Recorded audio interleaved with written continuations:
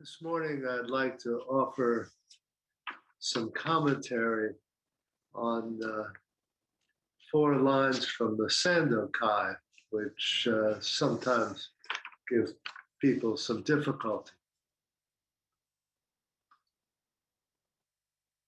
Ordinary life fits the absolute as a box in its lid. The absolute works together with the relative, like two arrows meeting in midair.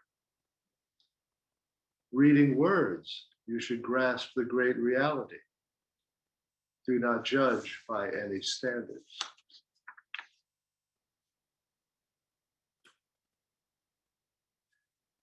Now, I thought we could approach these lines somewhat obliquely by way of a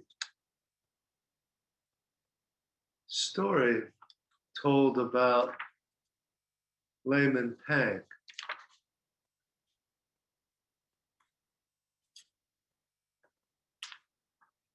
He apparently lived around the 8th century in China, at the time of the golden age of Zen that's recorded in the koan collections. And he is said to have been a wealthy merchant who was able to devote his time to studying Zen under the great master Baso.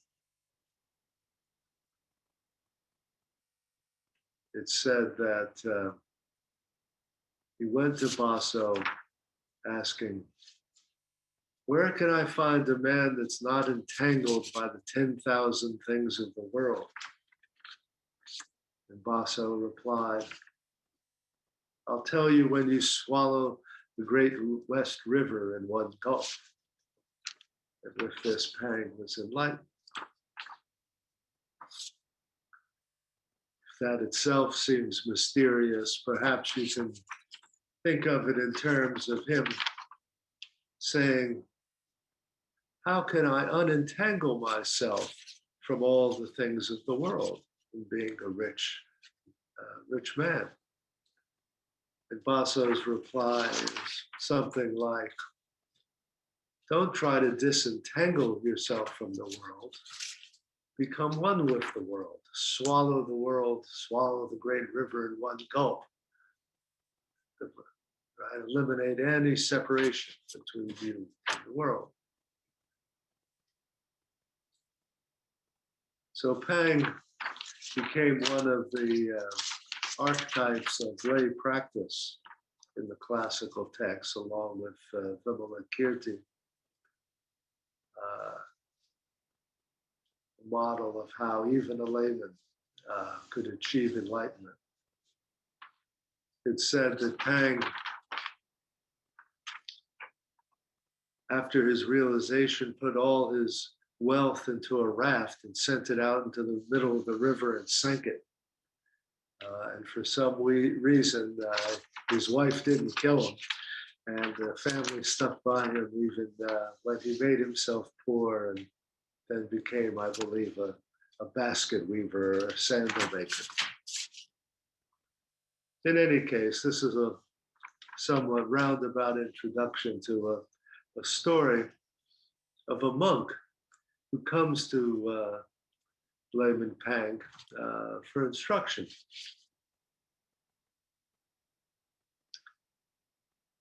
A monk approached the Pang family to see what they could teach him about the practice of Zen. He asked Layman Pang, "Tell me, is Zen hard or easy?" Layman Pang replied, "Very difficult, like throwing a stick and trying to hit the moon."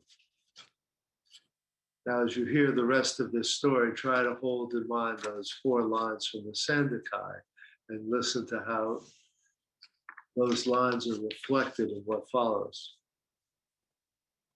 Very difficult, like throwing a stick and trying to hit the moon. Somewhat daunted, the monk turned to Pang's wife with the same question. But she answered, Oh no, Zen is very easy. As easy as touching your nose when you wash your face. The monk was unsettled and he made to leave. But on the way out, he ran into Pang's son and said to him, "Your father says Zen is difficult. Your mother says it's easy. Who's correct?" The son replied, "If you think it is difficult, it will be difficult. If you think it is easy, then it will be easy. Don't make difficult and easy." But the monk was not satisfied. So he went finally to ask Layman Pang's daughter. He said to her, "Is Zen easy or difficult? Everyone in your family has given me a different answer. Your father, hard. Your mother, easy. Your brother, both. So I ask you, which is it?" The daughter smiled. "Zen is not difficult and it's not easy. You will find the great master's meaning balanced on the top of 100 leaves of grass."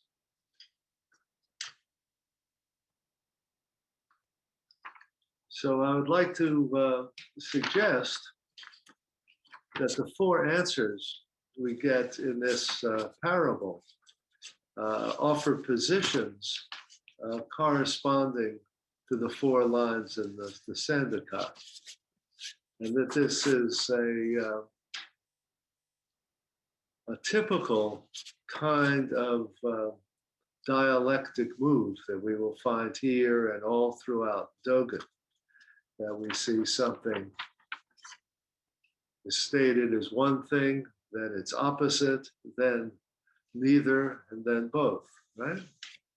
We get all these permutations, each showing something from another perspective, none of which can be said to be the final or true perspective. It's only the movement and combination of different perspectives that encompasses our practice. So the Sandakai, the order is a little different. It starts with the position that's articulated by Pang's wife, that Zen is easy. Ordinary life fits the absolute as a box in its lid. They fit together perfectly. There's no gap.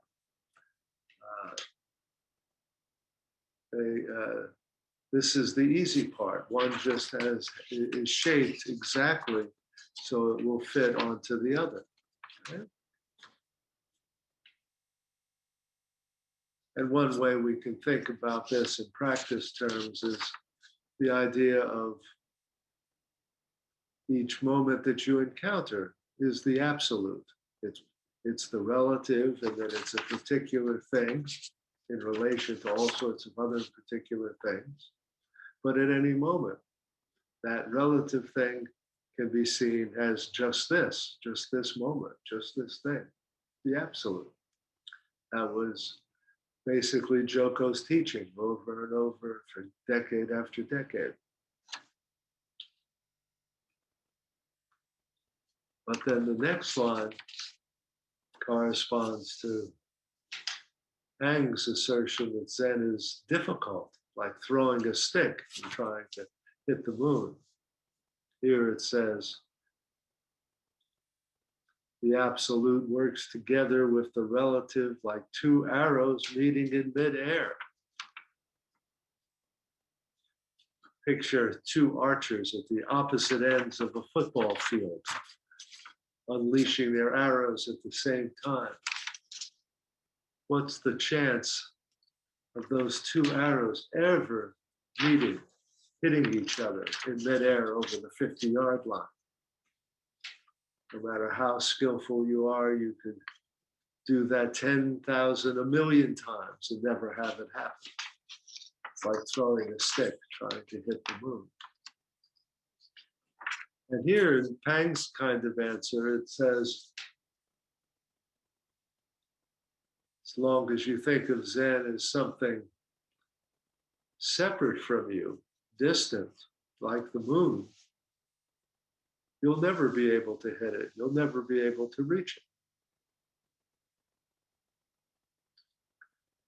And that's what happens in practice if we think enlightenment is some rare special experience that we're forever chasing, trying to make happen.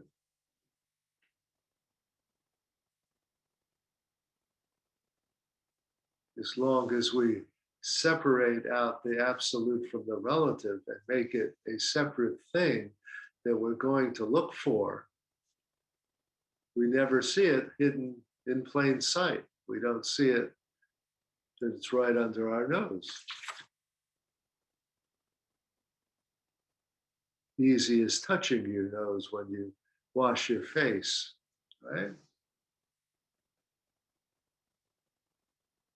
As long as we think that Zen is a matter of cultivating an almost superhuman, extraordinary feat, capacity, like being one of these archers whose arrows will meet in midair, we create an impossible task for ourselves. And Zen is very, very difficult.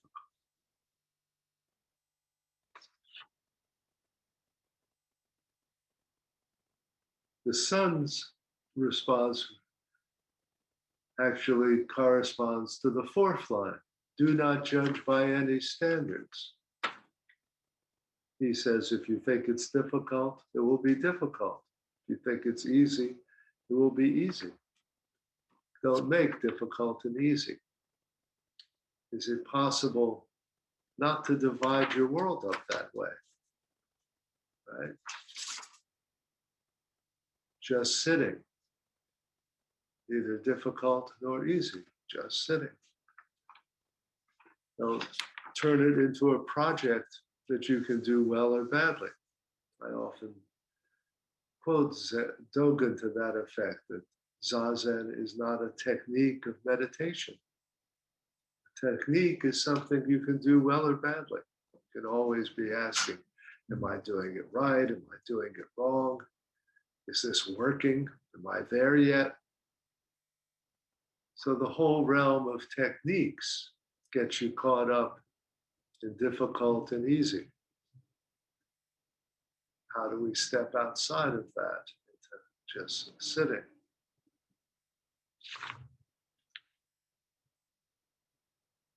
The final position from the daughter corresponds to the line, reading words, you should grasp the great reality.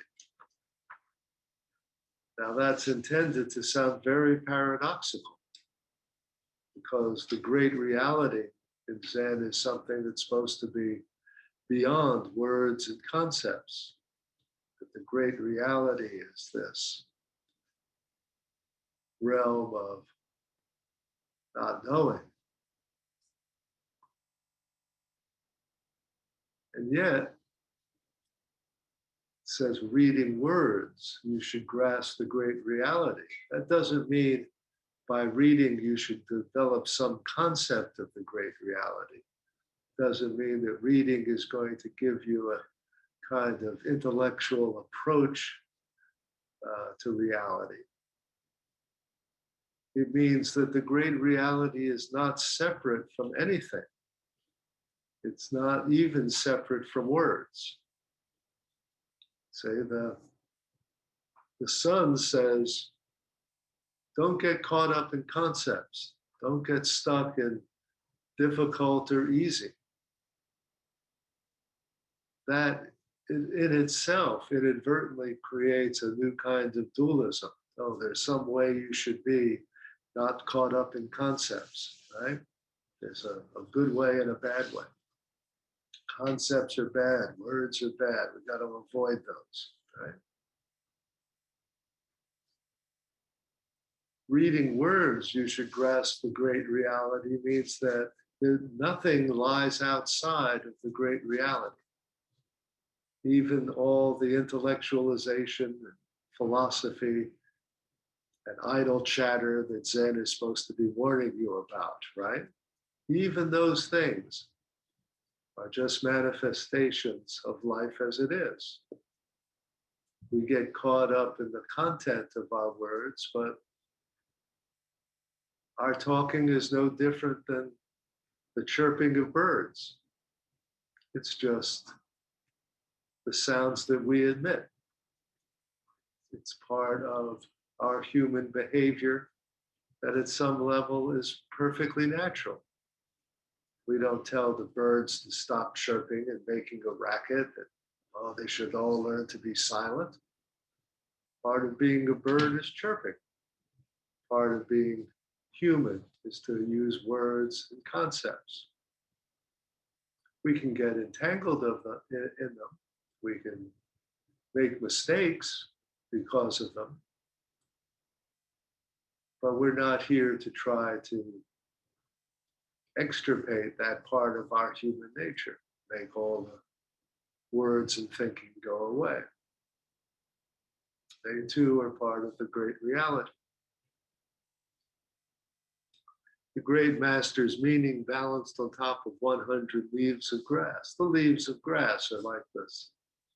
All the particulars, all the words and phrases, all the pages of a book, like Whitman says.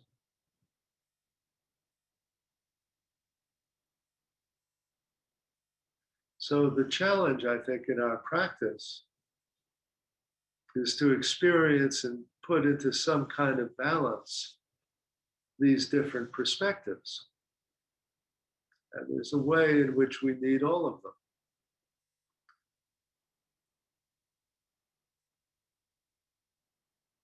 We don't think that Zen is difficult. We won't put in the effort it takes. We have to be prepared to think that this practice is difficult, that all those teachers didn't spend years sitting in Zazen facing the wall because they were deluded about how easy Zen really could be. There's something genuinely difficult about our practice. And it means coming to terms with the reality of separation in our lives.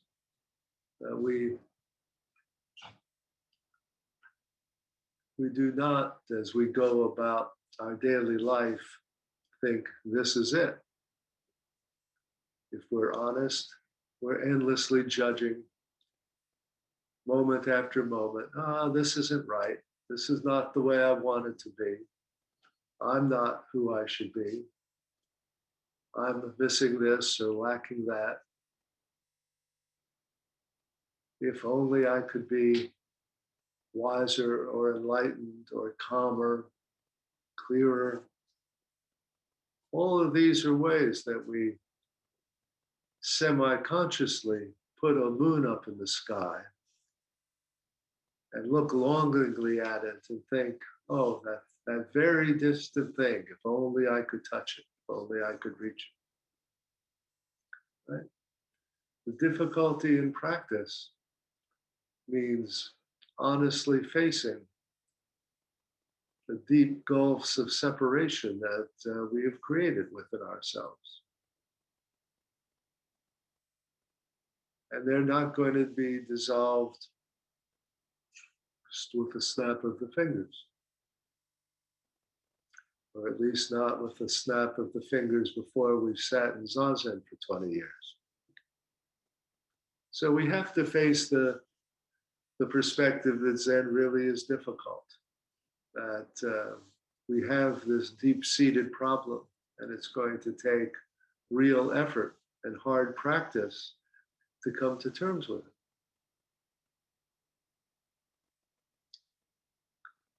And yet, if that's the only way we think about it, then we turn Zen into something like running a marathon.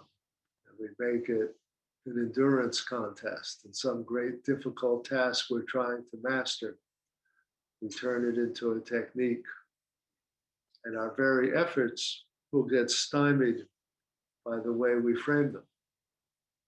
So we need the perspective also. Someplace in the back of our mind, we have to remember Zen is easy. It's like touching your nose when you wash your face. The answer is already automatically there, the way the box fits onto the lid. At any moment, this is already it.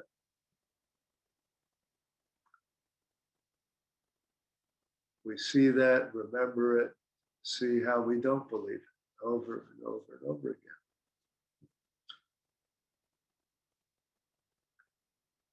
We need the perspective of the sun. If you think it's easy, it'll be easy. If you think it's hard, it'll be hard. Can you practice stepping away from those kinds of concepts? Can you remind yourself Zen is not a technique that you can do well or badly? Can you find your way to just sitting? Where sitting is not always divided into the good sittings and the bad sittings, but it's all just sitting. It's neither good nor bad.